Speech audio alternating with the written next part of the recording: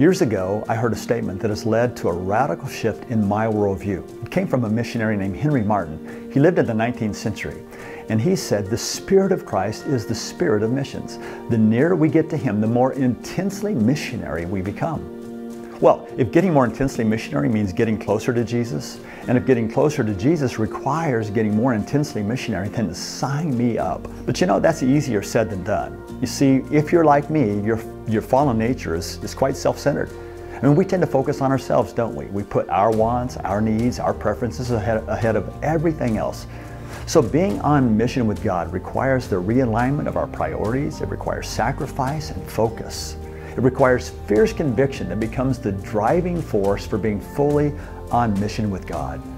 And the foundational conviction for that is simply this, that lost people matter to God, so they must matter to us as well.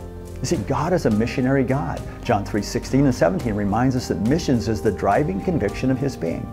You know it well. God so loved the world that He gave His one and only Son, that whoever believes in Him should not perish but have eternal life. For God did not send His Son into the world to condemn it, but to save the world. Now, what does that mean for you? Well, simply yet profoundly this. Every time you look into the eyes of another person, you're seeing a soul that is so loved by God that He sent His Son to die for them, no matter who they are. Illegals crossing our southern border, people in garbage-strewn homeless camps along the interstate, anarchists rioting and breaking stuff in your downtown, Russian soldiers invading Ukraine, your lazy next-door neighbor who won't even cut his grass. Listen, they all matter to a missionary God, and crossing borders, the street, the railroad tracks, the ocean, to reach them with His love is called missions. So, if lost people matter that deeply to God, they ought to matter that deeply to us as well. Now, this is important because how you believe God sees people will determine how you respond to them. Seeing people through His eyes is necessary to becoming missional. Lost people matter to God. It reminds me of one of our church planners that we sent out a few years ago. Her name is Netsanette. Netsanette came from a very difficult background. She was born into a family that practiced witchcraft. Her mother would literally cut her and collect her blood to offer in their rituals. You know, Netsanette grew up, and as she became a teenager, she got sick and she died. And God came to her in death and revealed Himself to her. She was resurrected.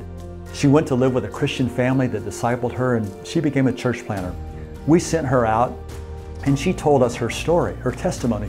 She had been jailed, she had been stoned, she had been beaten, stabbed, bones were broken, and yet she kept going back. And we asked her, Netsanette, why are you going back knowing that you'll be persecuted? Maybe you'll die.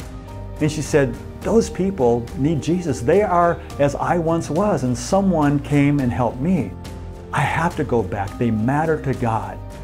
Would you please send me? Wow. So let God dislocate your heart for the lost. It's the first step for becoming intensely missionary, and I hope you'll join me there.